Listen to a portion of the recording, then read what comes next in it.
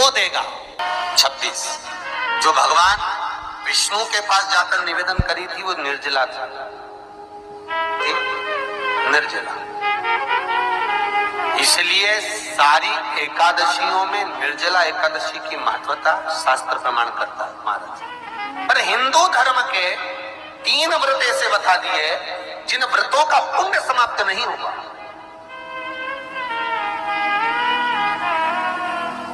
हिंदू धर्म के 3 व्रत ऐसे हो गए जिनका पुण्य समाप्त नहीं हुआ महाराज, जिनका पुण्य प्रबलता में बढ़ता गया। पहले नंबर पर एकादशी,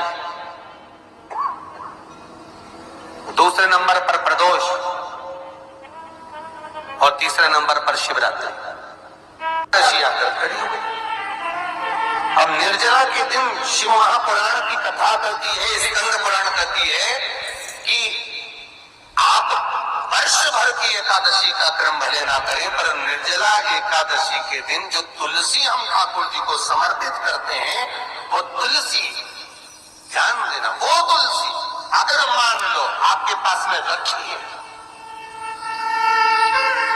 निर्जला एकादशी के दिन भगवान ठाकुर जी को, शालिग्राम जी को, लड्डू गोपाल जी को आपके घर में, आपके मंदिर में जो आपने भगवान को तुलसी समर्पित करी है वो तुलसी मान लो तुम्हारे पास रखी है और कोई व्यक्ति को बहुत ज्यादा कष्ट है शरीर में, बहुत कष्ट है, थोड़ी सी वो तुलसी चढ़ी हुई है ठाकुर के चरणारविंद की, आप उस जीव को दो तो सही, आधा घंटा इंतजार करो, स्वास्थ्य में अंतर आना प्रारंभ हो जाता है उस निर्जला का।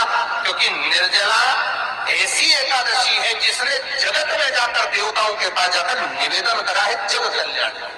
जितनी भी माताएं एकादशी का व्रत करती बहुत ध्यान से सुनना आज की कथा को, शायद जिंदगी में मिली ना मिली, पर ये कथा का रिश्ता तो बहुत ध्यान से सुनना। स्कंद पुराण यहाँ तक कहती है कि इस कथा के चरित्र को जो श्रवण कर लेता है उसको 26 एकादशी करना भी नहीं पड़ती। इस एकादशी की केवल ये कथा सुनकर ही वो तर जाता है।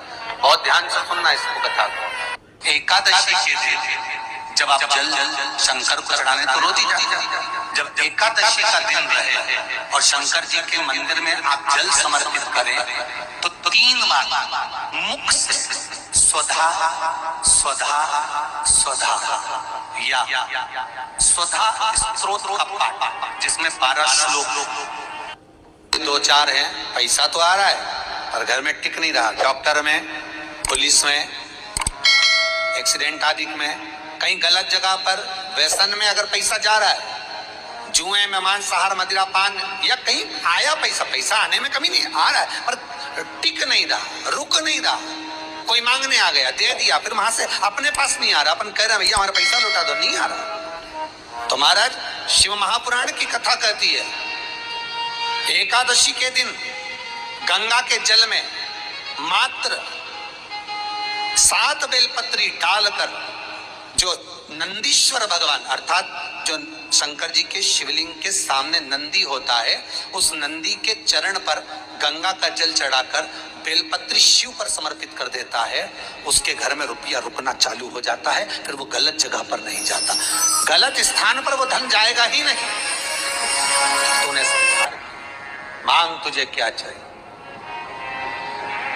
एकादशी ने भगवान विष्णु से कहा, नाथ प्रभु वर दे दो, मृत्यु लोक में जो मनुष्य मेरा व्रत करेगा, चाहे जलचर, थलचर, वायुचर या सांसारिक मनुष्य, मेरा अगर एकादशी का व्रत करेगा प्रभु, उसके यहाँ धन धान्य वैभव सुख संपदा बढ़ेगी और उस जीवात्मा को नरक नहीं भोगना पड़ेगा, सीधे वैकुंठ का उसको वास मिलेगा। जब जीव आत्मा को लेकर चला जाएगा, यम के दूत जब बंदी बनाकर ले जा रहे होंगे उस जीवात्मा को जिसके प्राण छूटे होंगे, यम के दूत जब बंदी बनाकर ले जा रहे होंगे, तब मुझे वर दो कि मैं इसका हाथ पकड़कर पेतन्नी से पार उतार कर सारे नरकों से निकालती हुई आपके धाम में लेकर आऊं।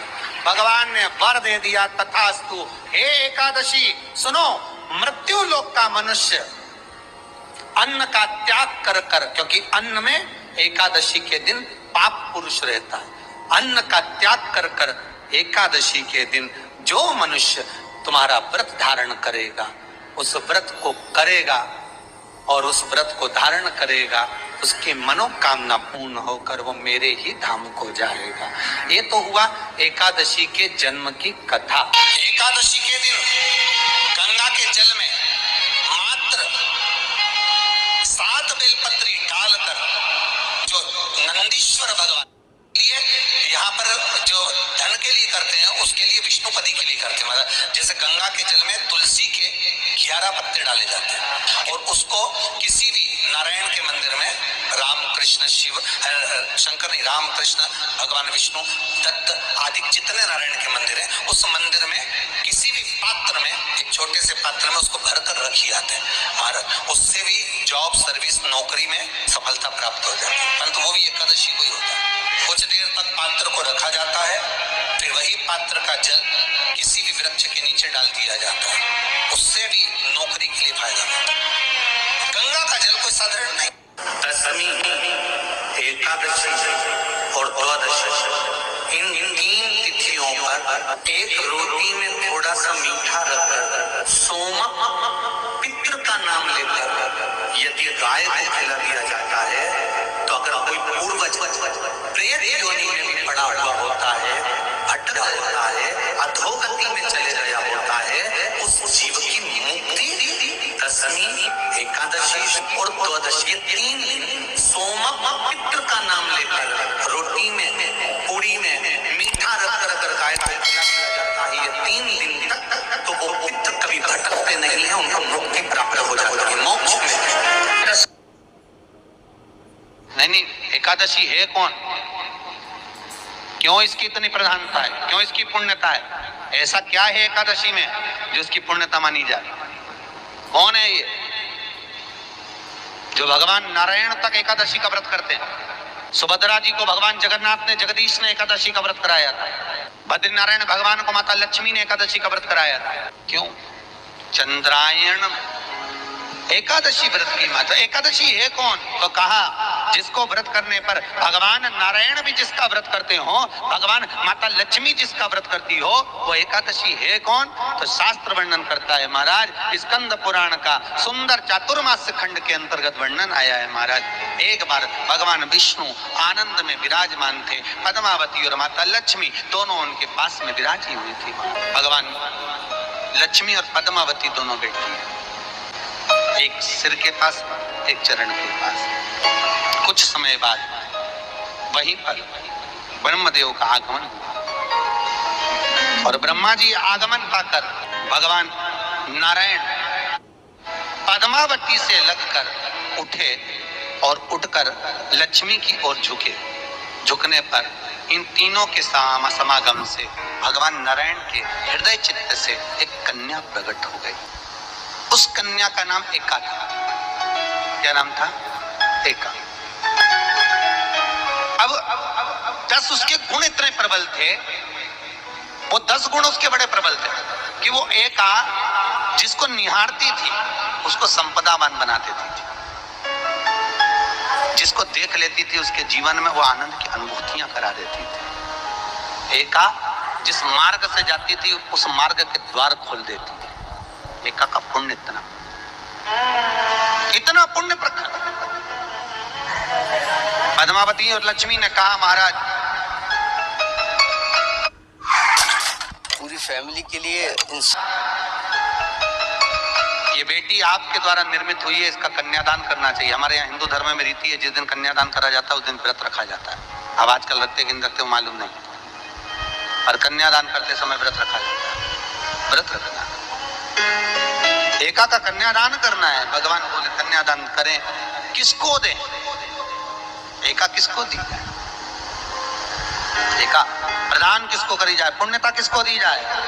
भगवान नारायण ने उसी समय लक्ष्मी और पद्मा से पूछा, तुम एकादशी के दिन जब आप जल शंकर को चढ़ाने तो रोटी जाए, जब एकादशी का दिन रहे और शंकर जी के मंदिर में आप जल समर्पित करें तो 3 बार मुख से स्वधा स्वधा